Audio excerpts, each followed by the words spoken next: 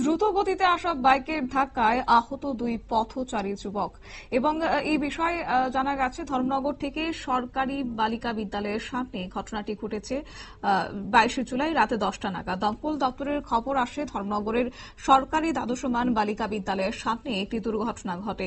সাথে সাথে দমকল কর্মীরা ছুটে যায় ঘটনাস্থলে এবং সেখানে গিয়ে দেখা যায় একটি বাইক দ্রুত গতিতে এসে রাস্তা দিয়ে হেঁটে যাওয়া দুই যুবককে পেছন দিক থেকে এসে প্রচন্ডভাবে জোরে আঘাত করে এবং বাইকের চালকও রাস্তায় ছিটকে পড়ে যায়। তাতে দুই পথচারী যুবক সহ বাইকের চালক গুরুতরভাবে আহত হয়েছে।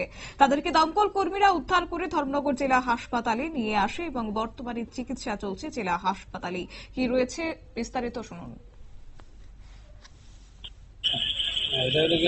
গার্লস স্কুলের সামনে একটা বাইকে তিনজন পথচারীদের ধাক্কা মারছে। আচ্ছা, বাইকটা সবই ইনজুর্ড হয়েছে। বাইকটার নাম নয়ন মালাকার, 19 বছর, বাড়ি উত্তর নথুয়া। তারপরে প্রান্ত দাস, 17 বছর, আলকাপুর বাড়ি।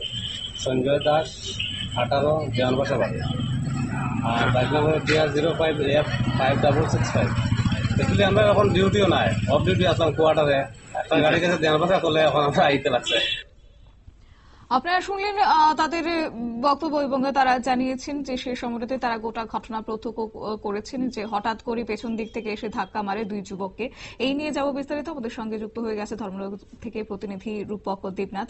রূপক, কি জানতে পারছো, এখন কি আপডেট রয়েছে? আসলে কালকে ঘটনাটা ঘটেছিল যে সরকারি বালিকা বিদ্যালয় আছে, বালিকা বিদ্যালয়ের সামনে। তো এই ধর্মনগর শহরে কিন্তু মানে এই সন্ধ্যা রাতের পর থেকে কিন্তু প্রচন্ড গতিতে কিন্তু বাইকগুলো ছুটে, সেখানে ট্রাফিক দপ্তর কিন্তু সেভাবে লক্ষ্য করে না জিনিসটা, যার কারণে কিন্তু কালকে এই দুর্ঘটনাটা ঘটেছে। এবং দ্রুত গতিতে এসে বাইকটি পেছন দিক থেকে এসে দুই যুবককে ধাক্কা মারে এবং সে দুজনই কিন্তু গুরুতর আহত হয়। সাথে বাইক চালকও কিন্তু সেখান থেকে বাইক নিয়ে ছিটকে পড়ে যায় এবং সেও কিন্তু গুরুতর আহত হয়। বর্তমানে ধর্মনগর জেলা হাসপাতালে চিকিৎসা। তবে সেই বাইক চালকের বিরুদ্ধে কি কোনো রকমের ব্যবস্থা নেওয়া হবে, কিংবা এই যে দ্রুত গতিতে যান চলাচল লেগেই রয়েছে যার ফলে ঘটছে প্রত্যেকদিন দুর্ঘটনা, তাকে কেন্দ্র করে কি ট্রাফিক দপ্তরের পক্ষ থেকে কোনো ব্যবস্থাপনা করা হচ্ছে? একদম ট্রাফিক দপ্তর থেকে কিন্তু এরকম কোনো ব্যবস্থাপনা করা হচ্ছে না। ওরাও কিন্তু সবসময় কিন্তু হাইওয়ে নিয়ে ব্যস্ত থাকে। শহরের মধ্যে যানজট, দিনের বেলা যানজট থাকে, রাত্রেবেলা দ্রুত গতিতে বাইক চলাচল হচ্ছে, সেক্ষেত্রে কিন্তু ট্রাফিক দপ্তর কিন্তু একদমই কিন্তু খেয়াল দিচ্ছে না সেই দিক থেকে। একেবারে ধন্যবাদ রূপক।